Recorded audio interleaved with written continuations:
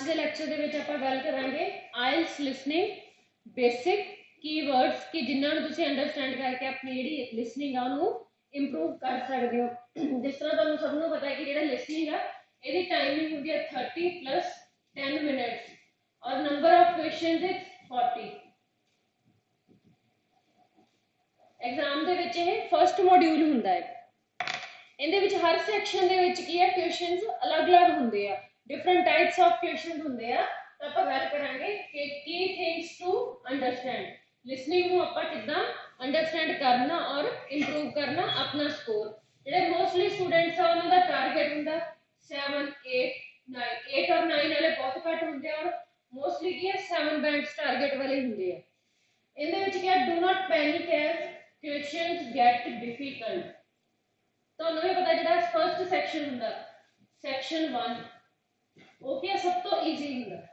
ਇਹਦੇ ਵਿੱਚ ਕੋਈ 2% ਦੀ ਕਨਵਰਸੇਸ਼ਨ ਹੋ ਸਕਦੀ ਹੈ, ਕੋਈ ਫਾਰਮ ਫਿਲ ਕਰਨ ਨੂੰ ਹੋ ਸਕਦਾ, ਕਿਸੇ ਨੇ ਹਾਊਸ ਰੈਂਟ ਤੇ ਲੈਣਾ ਹੈ ਜਾਂ ਕੋਈ ਅਪਾਇੰਟਮੈਂਟ ਬੁੱਕ ਕਰਨੀ ਹੈ ਉਸ ਚੀਜ਼ ਨਾਲ ਰਿਲੇਟਡ ਹੋਊਗੀ। ਤੇ ਜਿਹੜਾ ਸੈਕਸ਼ਨ 1 ਹੈ ਉਹ ਆਪਾਂ ਸਭ ਤੋਂ ਈਜ਼ੀ ਸੈਕਸ਼ਨ ਕਾਊਂਟ ਕਰਦੇ ਹਾਂ। ਸੈਕਸ਼ਨ 2 ਆਪਾਂ ਉਹਨੂੰ ਆਪਾਂ ਕਹਿੰਦੇ ਕਿ ਮਿਡਲ ਲੈਵਲ ਦਾ ਆ ਜਾਂਦਾ ਹੈ ਔਰ ਜਿਹੜਾ ਥਰਡ ਵਨ ਹੁੰਦਾ ਹੈ ਉਹ ਕੀ ਹੈ ਡਿਫਿਕਲਟ ਹੁੰਦਾ, ਟਫੈਸਟ ਹੁੰਦਾ, ਕਿਉਂਕਿ ਇਹਦੇ ਵਿੱਚ ਮੋਸਟਲੀ ਕੀ ਹੁੰਦਾ ਕਿ ਕੋਈ ਵੀ ਇੱਕ ਯੂਨੀਵਰਸਿਟੀ ਦਾ ਪ੍ਰੋਫੈਸਰ ਆ ਉਹ ਬੋਲ ਰਿਹਾ ਹੈ ਉਸ ਚੀਜ਼ ਬਾਰੇ, ਉਹ ਗੱਲ ਕਰ ਰਿਹਾ ਹੈ ਔਰ ਸਿੰਗਲ ਪਰਸਨ ਸਪੀਕਿੰਗ ਹੁੰਦਾ। ਔਰ ਜਿਸ ਤਰ੍ਹਾਂ ਸੈਕਸ਼ਨ 1 ਤੋਂ ਸੈਕਸ਼ਨ 2 ਦੇ ਮੂਵ ਹੁੰਦੇ ਔਰ ਸੈਕਸ਼ਨ 3 ਤੇ ਹੁੰਦੇ ਕਿ ਜਿਹੜੇ ਸਟੂਡੈਂਟ ਆ ਉਹ ਪੈਨਿਕ ਹੋ ਜਾਂਦੇ ਆ ਕਿ ਹੁਣ ਕੀ ਹੋ ਰਿਹਾ, ਮੈਨੂੰ ਤਾਂ ਸਮਝ ਹੀ ਨਹੀਂ ਆ ਰਿਹਾ, ਇਹਦਾ ਆਨਸਰ ਕੀ ਆਊਗਾ, ਇਹਦਾ ਆਨਸਰ। ਜੋ ਤੁਸੀਂ ਪੈਨਿਕ ਹੁੰਦੇ ਆ ਤੇ ਇਹਦੇ ਨਾਲ ਕੀ ਹੁੰਦਾ ਹੈ ਕਿ ਜਿਹੜੀ ਕੰਸੈਂਟਰੇਸ਼ਨ ਉਹ ਟੁੱਟ ਜਾਂਦੀ ਹੈ। ਕੰਸੈਂਟਰੇਸ਼ਨ ਟੁੱਟਣ ਨਾਲ ਕੀ ਹੁੰਦਾ ਕਿ ਅਗਰ ਮੰਨ ਲਓ ਤੁਸੀਂ 18th ਕੁਐਸਚਨ ਤੇ ਉਹ ਤੁਹਾਨੂੰ ਸਮਝ ਨਹੀਂ ਲੱਗਾ ਔਰ ਤੁਸੀਂ ਉਹਦੇ ਤੇ ਸਟਕ ਕਰ ਜਾਂਦੇ ਹੋ ਕਿ 19 20 21 ਉਹਨੇ ਬੋਲਿਆ ਤਾਂ ਉਹ ਕੀ ਆ ਉਹਨਾਂ ਨੂੰ ਵੀ ਤੁਸੀਂ ਫਾਈਂਡ ਆਊਟ ਨਹੀਂ ਕਰ ਪਾਉਂਦੇ। ਅਲਟੀਮੇਟਲੀ 18 ਦੇ ਨਾਲ ਨਾਲ 3 ਕੁਐਸਚਨ ਤੁਹਾਡੇ ਹੋਰ ਗਲਤ ਹੋ ਗਏ ਔਰ ਜਿਹੜਾ ਸਕੋਰ ਆ ਉਹ ਡਾਊਨ ਹੋ ਗਿਆ। ਤਾਂ ਸੋ ਤੁਸੀਂ ਪੈਨਿਕ ਨਹੀਂ ਹੋਣਾ। ਜਿੱਥੇ ਤੁਹਾਨੂੰ ਲੱਗਦਾ ਕਿ ਹਾਂ ਇਹ ਆਨਸਰ ਮੈਨੂੰ ਸਮਝ ਨਹੀਂ ਆਇਆ ਜਾਂ ਮੈਨੂੰ ਸੁਣਿਆ ਨਹੀਂ ਤਾਂ ਉਸ ਚੀਜ਼ ਨੂੰ ਤੁਸੀਂ ਉੱਥੇ ਲੀਵ ਕਰਕੇ ਜਿਹੜੇ ਅਗਲੇ ਕੁਐਸਚਨਸ ਆ ਉਹਨਾਂ ਤੇ ਫੋਕਸ ਕਰਨਾ ਔਰ ਜਿਹੜੇ ਲਾਸਟ ਵਾਲੇ 10 ਮਿੰਟਸ ਆ ਉਹਨਾਂ ਦੇ ਵਿੱਚ ਤੁਸੀਂ ਉੱਥੇ ਆਪਣਾ ਗੈਸ ਵਰਕ ਵੀ ਯੂਜ਼ ਕਰ ਸਕਦੇ ਹੋ। ਸਮ ਟਾਈਮ ਉਹ ਠੀਕ ਵੀ ਹੋ ਜਾਂਦਾ। Listen, next point, listen to both 1% and 2% talking. ਜਿਸ ਤਰ੍ਹਾਂ ਸੈਕਸ਼ਨ 1 ਦੇ ਵਿੱਚ ਕੀ ਹੁੰਦਾ ਹੈ ਈਜ਼ੀ ਹੁੰਦਾ ਹੈ ਸੈਕਸ਼ਨ ਦੇ ਵਿੱਚ ਬਹੁਤ ਸਲੋਲੀ ਉਹ ਗੱਲ ਕਰਦੇ ਔਰ ਆਪਾਂ ਨੂੰ ਮੋਸਟਲੀ ਆਨਸਰਸ ਜਿਹੜੇ 1 to 10 ਉਹ ਸਮਝ ਆ ਜਾਂਦੇ ਆ। ਸੈਕਸ਼ਨ 2 ਦੇ ਵਿੱਚ ਕੀ ਹੁੰਦਾ ਹੈ ਕਿ ਜਾਂ ਤਾਂ ਉਹ ਦੋ ਸਟੂਡੈਂਟ ਆਪਸ ਕਨਵਰਸੇਸ਼ਨ ਕਰ ਰਹੇ ਆ ਜਾਂ ਕੋਈ EMPLOYE ਔਰ EMPLOYE ਕਰ ਰਹੇ ਆ ਜਾਂ ਕੋਈ ਰਿਸਰਚਰ ਦੋ ਆਪਸ ਵਿੱਚ ਗੱਲ ਕਰ ਰਹੇ ਔਰ ਤੀਸਰਾ ਉਹਨਾਂ ਦੇ ਨਾਲ ਸਟੂਡੈਂਟ ਪਾਰਟਿਸਿਪੇਟ ਕਰ ਰਹੇ ਆ। ਤਾਂ ਇਦਾਂ ਹੁੰਦਾ। ਜਿਹੜਾ ਸੈਕਸ਼ਨ 3 ਹੁੰਦਾ ਇਹਦੇ ਵਿੱਚ ਕੀ ਹੈ ਮੋਸਟਲੀ ਕੋਈ ਯੂਨੀਵਰਸਿਟੀ ਦਾ ਲੈਕਚਰਰ ਹੁੰਦਾ, ਕੋਈ ਪ੍ਰੋਫੈਸਰ ਹੁੰਦਾ ਹੈ ਉਹ ਇੱਕ ਲੈਕਚਰ ਦਿੰਦਾ। ਸੋ ਜਦੋਂ ਤੁਸੀਂ ਪ੍ਰੈਕਟਿਸ ਕਰਨੀ ਹੈ ਪ੍ਰੈਕਟਿਸ ਦੇ ਟਾਈਮ ਇਹ ਨਹੀਂ ਹੈ ਕਿ ਤੁਸੀਂ 1% ਟਾਕਿੰਗ ਨੂੰ ਪ੍ਰੈਕਟਿਸ ਕਰ ਰਹੇ ਹੋ 2% ਨੂੰ ਹੀ ਕਰ ਰਹੇ ਹੋ, ਨਹੀਂ, ਤੁਸੀਂ ਦੋਨੋਂ ਤਰ੍ਹਾਂ ਦੀਆਂ ਜਿਹੜੀਆਂ ਲਿਸਨਿੰਗ ਆ ਉਹਨਾਂ ਨੂੰ ਪ੍ਰੈਕਟਿਸ ਕਰਨਾ ਪ੍ਰੋਪਰਲੀ ਤਾਂ ਕਿ ਤੁਹਾਨੂੰ ਐਗਜ਼ਾਮ ਦੇ ਵਿੱਚ ਜਾ ਕੇ ਕਿਸੇ ਤਰ੍ਹਾਂ ਦੀ ਕੋਈ ਪ੍ਰੋਬਲਮ ਨਾ ਆਵੇ। ਜਿਹੜਾ ਸਿੰਗਲ ਪਰਸਨ ਬੋਲ ਰਿਹਾ ਹੈ ਉਹਦਾ ਲੈਕਚਰ ਆ ਉਹਨੂੰ ਤੁਸੀਂ ਪਹਿਲਾਂ ਪ੍ਰੈਕਟਿਸ ਕੀਤੀ ਆ, ਕੋਈ ਨਿਊਜ਼ ਰੀਡਰ ਰੀਡ ਕਰ ਰਿਹਾ ਹੈ ਉਹ ਜਿਹੜੀ ਨਿਊਜ਼ ਆ ਉਹ ਤੁਹਾਨੂੰ ਸਮਝ ਆਉਣੀ ਚਾਹੀਦੀ ਆ। ਉਹ ਤਾਂ ਹੀ ਪੋਸੀਬਲ ਆ ਅਗਰ ਤੁਸੀਂ ਪਹਿਲਾਂ ਜਿਹੜੀ ਆਪਣੀ ਪ੍ਰੈਕਟਿਸ ਆ ਉਹ ਪ੍ਰੋਪਰ ਕਰੋਗੇ 1% ਐਂਡ 2% ਟਾਕਿੰਗ ਦੀ। ਔਰ ਸਮ ਟਾਈਮ ਲਿਸਨਿੰਗ ਦੇ ਵਿੱਚ ਕੀ ਹੈ 3% ਟਾਕਿੰਗ ਵੀ ਹੁੰਦੀ ਆ ਔਰ ਉਸ ਚੀਜ਼ ਨੂੰ ਵੀ ਤੁਸੀਂ ਆਪਣੀ ਪ੍ਰੈਕਟਿਸ ਦੇ ਵਿੱਚ ਲਿਆਉਣਾ ਹੈ ਤਾਂ ਕਿ ਤੁਹਾਨੂੰ ਐਗਜ਼ਾਮ ਦੇ ਵਿੱਚ ਕੋਈ ਪ੍ਰੋਬਲਮ ਨਾ ਆਵੇ। ਥਰਡ ਵਨ ਹੈ ਸਪੈਲਿੰਗ ਵਰਡਸ, ਬਹੁਤ ਇੰਪੋਰਟੈਂਟ ਹੈ। ਫੋਰ ਐਗਜ਼ਾਮਪਲ ਤੁਸੀਂ ਕੋਈ ਚੀਜ਼ ਆ ਉਹਨੂੰ ਤੁਸੀਂ ਕੋਈ ਵਰਡ ਆ ਉਹ ਲਿਖਿਆ ਤੁਸੀਂ ਸਹੀ ਆ ਬਟ ਕੀ ਆ ਤੁਹਾਨੂੰ ਉਹਦਾ ਕੋਈ ਇੱਕ ਵਿੱਚੋਂ ਵਰਡ ਹੈ ਤੁਸੀਂ ਮਿਸ ਕਰਤਾ। ਫੋਰ ਐਗਜ਼ਾਮਪਲ ਅਲਮੀਰਾ, ਅਲਮੀਰਾ ਤੁਸੀਂ ਲਿਖਿਆ ਪਿੱਛੇ ਐਚ ਲਿਖੀ ਅਲਮੀਰਾ, ਉਹ ਕੀ ਉਹ ਚੀਜ਼ ਗਲਤ ਹੈ ਕਿਉਂਕਿ ਇਹ ਤੁਸੀਂ ਧਿਆਨ ਰੱਖਣਾ ਕਿ ਜਿਹੜਾ ਇੱਕ ਵੀ ਵਰਡ ਆ ਵਿੱਚੋਂ ਮਿਸ ਨਹੀਂ ਹੋਣਾ ਚਾਹੀਦਾ। ਜਿਹੜੀ ਸਪੈਲਿੰਗ ਆ ਉਹ ਤੁਹਾਡੇ ਬਿਲਕੁਲ ਸਹੀ ਹੋਣੀ ਚਾਹੀਦੀ ਹੈ। ਔਰ ਸੈਕੰਡ ਥਿੰਗ ਕੋਈ ਵੀ ਡਿਫਿਕਲਟ ਵਰਡ ਹੈ, difficult word in the sense कोई अपना नाम बोल रहा है, इंग्लिश स्पीकर अपना नाम बोल रहा है तो ਤੁਹਾਨੂੰ लगता है कि हाँ वो नाम डिफिकल्ट है, ਤੁਹਾਨੂੰ समझ नहीं होना चाहिए ਉਹਦਾ जो वर्ड है, ठीक है, तो वो बोलूगा। फॉर एग्जांपल जोसेफ, JOSEPH, ਉਹਨੇ ਇਹ ਇਦਾਂ वर्ड बाय वर्ड बोलूगा JOSEPH। ਤਾਂ ਉਹਨੇ ਉਹ ਜਿਹੜੇ कोई वर्ड मिस नहीं करना, तुसी ई मिस करता एक मिनट से गलत है। कोई टेलीफोनिक नंबर बोल रहा, कोई पोस्टल कोड बोल रहा, स्ट्रीट नेम बोल रहा, ओदी वो स्पेलिंग बोलूगा। कोई सिटी का नाम है, कोई डिफिकल्ट नेम है, तो ओदी वो की है स्पेलिंग बोलूगा। वन बाय वन वर्ड करके वो बोलूगा, उस चीज़ का ध्यान रखना। और जो दूसरे तुम उन्होंने वर्ड का स्पेलिंग का ध्यान रखना कि जो स्पेलिंग थोड़े गलत नहीं होने चाहिए किसी भी वर्ड के। अगर उनके चो एक भी वर्ड मिस हो गया लिखते टाइम तो वो थोड़ा पूरा आंसर गलत होगा और थोड़ा एक मार्क डिडक्ट हो जाएगा। Next is you have read and think first. ये कीवर्ड की है थिंक। ਤੁਹਾਨੂੰ ਟਾਈਮ ਦਿੱਤਾ ਗਿਆ ਹੈ ਐਮਸੀਕਿਊ ਜਾਂ ਕੁਝ ਵੀ ਆ ਕੋਈ ਵੀ ਟਾਈਪ ਆਫ ਕੁਐਸਚਨ ਆ ਤੋਂ ਪਹਿਲਾਂ ਤੁਹਾਨੂੰ ਇਨਸਟਰਕਸ਼ਨ ਦੇ ਵਿੱਚ ਕਹੂਗਾ you have 10 seconds to read. Next 18 to 20 and then 6 to 10 question ਤਾਂ ਕੀ ਹੈ ਕਿ ਤੁਸੀਂ ਬਹੁਤ ਟਾਈਮ ਹੁੰਦਾ ਹੈ ਕਿ ਤੁਸੀਂ ਰੀਡ ਕਰ ਲੈਂਦੇ ਹੋ ਬਟ ਸੋਚਦੇ ਨਹੀਂ ਕਿ ਇੱਥੇ ਕੀ ਚੀਜ਼ ਆਊਗਾ, ਇੱਥੇ ਨਾਮ ਆਉਣਾ, ਵਰਬ ਆਉਣਾ ਜਾਂ ਇਹ ਵਰਡ ਆ ਸਕਦਾ। ਤਾਂ ਤੁਸੀਂ ਕੀ ਆ ਪ੍ਰੋਪਰਲੀ ਜਦੋਂ ਕੁਐਸਚਨਸ ਨੂੰ ਰੀਡ ਕਰਨਾ ਹੈ ਔਰ ਸੋਚਣਾ ਹੈ ਕਿ ਇੱਥੇ ਕੀ ਆ ਸਕਦਾ। और ये चीज़ भी तुहाडे बहुत सारे जिहड़े आंसर्स है उन्होंने फाइंड आउट करने के लिए तुहानूं क्वेश्चन सॉल्व करने के लिए तुहाडे लिए बेनीफिशियल होगा। क्योंकि समटाइम्स की है कि आप अपने माइंड के अकॉर्डिंग एक स्टेशन सैट कर लैंदे उस चीज़ को सोचते हैं और सोचने के अकॉर्डिंगली आप वर्ड उत्थे फिट कर सकते हैं। जिस तरह तुहानूं किसी क्वेश्चन का आंसर नहीं मिलिया तुसीं उहनूं छड्डता और लास्ट टाइम तुसीं लास्ट बिल्कुल एंड के जिहड़े 10 मिनट्स आ उहदे विच तुसीं सोच के अपना कि गैस वर्क लगा के कुछ भी अभी स्टेशन की गल की हो सकता है वर्ड हो क्योंकि ये वर्ड उन्हें बोलिया तो तुम इदा इस चीज़ को यूज करना। So thinking is very very important after reading the questions. Then next is use the 10 minutes at the end wisely. ये जो 10 मिनट्स आ अल्टीमेटली किया थोड़े एट लास्ट जो आप कह दीए कि यह स्कोर को गेन करने के लिए एक बूस्टर वर्ड भी आप यूज कर सकते। क्यों? क्योंकि अगर तुम यह 10 मिनट के प्रॉपरली ना 10 मिनट्स यूज ही नहीं किया तो हो सकता है कि तुम जो अपने आंसर आ 40 के 40 ट्रांसफर ही नहीं कर पाए। तुम हौली लिख रहे हो, अगर तुम ज़्यादा जल्दी लिखते हो पैनी पुन्ने या कुछ भी है तो तुम स्पैलिंग मिस्टेक भी कर सकते हो।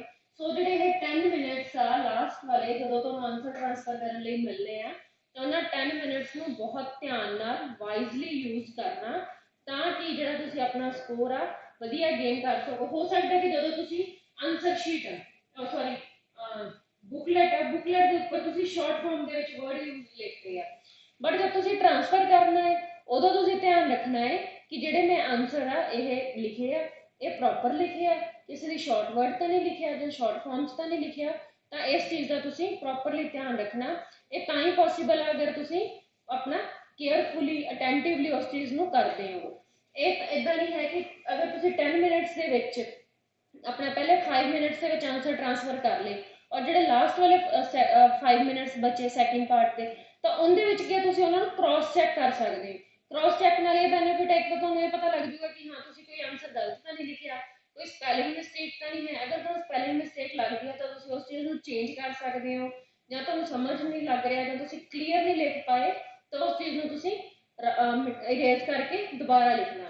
लास्ट की है क्वेश्चन की आप कितना उन्होंने करना उन्होंने बारे। Next is type of question.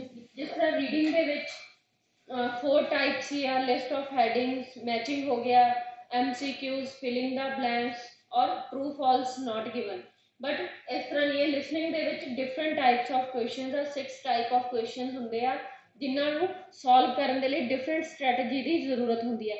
ये नहीं है कि तुम एक टाइप के क्वेश्चन को दूसरी स्ट्रैटेजी सॉल्व करने की कोशिश करो। तो जो डिफरेंट टाइप्स आ उन्होंने डिफरेंट टाइप्स डिफरेंट स्ट्रैटेजीज के नाल डिफरेंट वेज के नाल हैंडल करना है। तो किहड़ियां 6 टाइप आ? First one is multiple choice question. इहदे 4 ऑप्शन दित्तियां होणगीआं A B C D या E समटाइम 5। उहदे विचों तुसीं कोई करैक्ट ऑप्शन चूज करनी है और अपना जो आंसर आ वो लिख देना। ये हो गया मल्टीपल चॉइस क्वेश्चन। उहदे विचों डिफरेंट ऑप्शनस दे विचों जिहड़ियां 4 या 5 ऑप्शनस आ उहनां दे विचों तुसीं एक ऑप्शन चूज करनी है। Next selection. इहदे विच की है ये थोड़ा जिहा MCQ दे नाल ही है बट इहदे विच की है ऑप्शनस ज़्यादा होणगीआं 1 2 3 या 5 और 6 ऑप्शनस हो गई। इहदे विचों तुसीं 2 सिलेक्ट करनियां जिहड़ियां करैक्ट ऑप्शनस ने। जिस तरह उन्होंने कहा कि 2 और 3 ऑप्शन चूज करनियां होणगीआं ਇਹਦਾ ਆਨਸਰ 2 3 6 ਹੋ ਗਿਆ। ਹੋ ਸਕਦਾ ਸਮਟਾਈਮ 7 ਔਰ 8 ਆਪਸ਼ਨਸ ਹੋਣ, ਉਹਦੇ ਵਿੱਚੋਂ ਤੁਸੀਂ 2 ਜਾਂ 3 ਸਮਟਾਈਮ 4 ਤੁਸੀਂ ਆਪਸ਼ਨਸ ਚੂਜ਼ ਕਰਨੀਆਂ ਹੋ ਸਕਦੀਆਂ। ਇਹ ਕੀ ਹੈ, ਸਿਲੈਕਸ਼ਨ ਟਾਈਪ ਕੁਐਸਚਨ ਦੇ ਵਿੱਚ डिफरेंट ज़्यादा ਜਿਹੜੀਆਂ ਆਪਸ਼ਨਸ ਆ ਉਹਨਾਂ ਦੇ ਵਿੱਚੋਂ ਤੁਸੀਂ ਕਰੈਕਟ ਆਪਸ਼ਨ 2 ਜਾਂ 3 ਆ ਉਹ ਚੂਜ਼ ਕਰਨੀ ਆ। Third one is form completion. Form completion ਦੇ ਵਿੱਚ ਕੀ ਹੈ, ਫੋਰ ਐਗਜ਼ਾਮਪਲ ਤੁਸੀਂ ਕਿਸੇ ਸੈਕਸ਼ਨ ਤੇ ਗਏ, ਕੋਈ ਇਨਕੁਆਇਰੀ ਫਾਰਮ ਆ, ਤੁਸੀਂ ਜੌਬ ਦੇ ਰਿਲੇਟਡ ਜੌਬ ਫਾਈਂਡ ਕਰ ਰਹੇ ਹੋ, ਉਹਦੇ ਰਿਲੇਟਡ ਤੁਸੀਂ ਆਪਣਾ ਫਾਰਮ ਫਿਲ ਕਰਨਾ, ਜਾਂ ਤੁਸੀਂ ਕੋਈ ਹਸਪੀਟਲ ਦੇ ਵਿੱਚ ਤੁਸੀਂ ਜਾ ਰਹੇ ਹੋ, ਉੱਥੇ ਕੋਈ ਇਨਕੁਆਇਰੀ ਕਰਨੀ ਹੈ, ਆਪਣਾ ਚੈੱਕ ਰੈਗੂਲਰ ਚੈੱਕਅਪ ਲਈ ਜਾ ਰਹੇ ਹੋ, ਉਹਦੇ ਨਾਲ ਹੋ ਸਕਦਾ ਉਹਦਾ ਕੋਈ ਫਾਰਮ ਹੋਵੇ, ਜਾਂ ਕੋਈ ਕੰਪਲੇਂਟ ਕੀਤੀ ਆ, ਕੁਛ ਕੋਈ ਤੁਹਾਡੀ ਤੁਸੀਂ ਕੋਈ ਕਾਰ ਖਰੀਦੀ ਸੀ, ਉਹ ਕਾਰ ਖਰਾਬ ਹੋ ਗਈ ਆ, ਉਹਦਾ ਜਿਹੜਾ ਕੰਪਲੇਂਟ ਫਾਰਮ ਆ ਉਹ ਫਾਰਮ ਫਿਲ ਕਰਨਾ। ਸੋ ਫਾਰਮ ਕੰਪਲੀਸ਼ਨ ਹੋ ਸਕਦਾ। ਮੋਸਟਲੀ ਇਹ ਕੀ ਹੈ, ਸੈਕਸ਼ਨ 1 ਦੇ ਵਿੱਚ ਕੁਐਸਚਨ ਹੁੰਦੇ ਆ ਫਾਰਮ ਕੰਪਲੀਸ਼ਨ। ਇਹਨਾਂ ਦੇ ਵਿੱਚ ਤੁਸੀਂ ਉਹ ਫਾਰਮ ਕੰਪਲੀਟ ਕਰਨਾ, ਉਹਦੇ ਵਿੱਚ ਤੁਸੀਂ ਆਪਣੀ ਪਰਸਨਲ ਇਨਫੋਰਮੇਸ਼ਨ ਹੋਗੀ, ਜਾਂ ਕੋਈ ਚੀਜ਼ ਖਰੀਦਣੀ ਹੈ ਜਾਂ ਵੇਚਣੀ ਹੈ, ਜਾਂ ਕਿਸੇ ਚੀਜ਼ ਦੀ ਕੰਪਲੇਂਟ ਆ, ਉਸ ਚੀਜ਼ ਦੀ ਕੀ ਆ ਪੂਰੀ ਡਿਸਕ੍ਰਿਪਸ਼ਨ ਹੋਊਗੀ, ਡਿਟੇਲ ਇਨਫੋਰਮੇਸ਼ਨ ਹੋਊਗੀ, ਉਹਦਾ ਨੰਬਰ ਹੋ ਗਿਆ, ਨਾਮ ਹੋ ਗਿਆ, ਕਲਰ, ਕੰਪਨੀ, ਉਹ ਸਾਰੀਆਂ ਚੀਜ਼ਾਂ ਆ ਸਕਦੀਆਂ ਫਾਰਮ ਕੰਪਲੀਸ਼ਨ।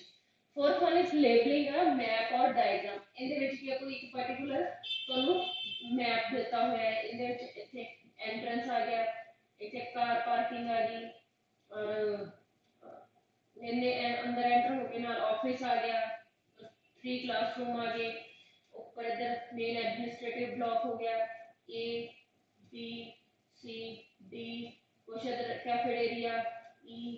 तो ਇਹਦੇ ਵਿੱਚ ਉਹਨਾਂ ਨੇ ਇੱਕ ਬਣਾਇਆ ਹੋਊਗਾ कि जो तुम अंदर एंटर करते हो, उनके राइट साइड की या लैफ्ट साइड की, अगर तुम राइट साइड जाते हो बी या ਉਹਦੇ ਆਪੋਜ਼ਿਟ ਕੋਈ ਹੋਰ ਬਲੌਕ ਆ, ਤਾਂ ਇਦਾਂ ਕਿ ਕੋਈ ਵੀ ਡਾਇਗਰਾਮ ਦਿੱਤੀ ਹੋਊਗੀ ਜਾਂ ਕਿਸੇ ਚੀਜ਼ ਦਾ ਕੋਈ ਮੈਪ ਦਿੱਤਾ ਹੋਊਗਾ, ਉਸ ਚੀਜ਼ ਨੂੰ ਤੁਸੀਂ ਲੇਬਲ ਕਰਨਾ, ਉਹਦੀਆਂ ਕਰੈਕਟ ਆਪਸ਼ਨਸ ਆ ਉਹਨੂੰ ਤੁਸੀਂ ਲਿਖਣਾ ਹੈ 18 19 20। ਜਦੋਂ ਉਹਨਾਂ ਨੇ ਕਿਹਾ at the entry right side this thing option B, opposite side this thing option F. इदा तुम जी लेबल करना, ਉਹਨੂੰ डायग्राम ਜਾਂ किसी चीज़ दी होगी ना कोई मैप दिता होगा किसी जगह का, उस चीज़ ਨੂੰ लेबल करना। फर्स्ट फिफ्थ और सिक्स्थ समटाइम्स ਆਪਾਂ कह सकते हैं कि एक हिसाब में सेम आ जाते हैं शॉर्ट आंसर। ਇਹਦੇ ਕੀ ਹੈ, 1 वर्ड ਤੁਸੀਂ आंसर लिखना ਹੁੰਦਾ, ਕਿਸੇ ਚੀਜ਼ ਦੀ ਕੋਈ ਇਨਫੋਰਮੇਸ਼ਨ ਹੁੰਦੀ ਆ, ਉਹਦਾ ਕੋਈ ਕਲਰ ਦੀ ਗੱਲ ਕੀਤੀ ਹੈ, ਜਾਂ ਕੁਝ ਉਹਦੇ ਈਅਰ ਦੀ ਐਸਟੈਬਲਿਸ਼ਮੈਂਟ ਦੀ ਗੱਲ ਕੀਤੀ ਹੈ, ਕੋਈ ਹਿਸਟਰੀ ਦੀ ਗੱਲ ਕੀਤੀ ਹੈ, 1 और 2 वर्ड्स ਦੇ ਵਿੱਚ ਤੁਸੀਂ ਉਹਦਾ ਆਨਸਰ ਲਿਖਣਾ ਹੁੰਦਾ। सेंटेंस कंप्लीशन आप कह सकते हैं फिलिंग द ब्लैंक्स, कोई जी इनफॉर्मेशन आ इनकंप्लीट आ, उनके एप्रोप्रिएट वर्ड आ फिल करना है, और जी इनफॉर्मेशन आ वो कंप्लीट करनी है।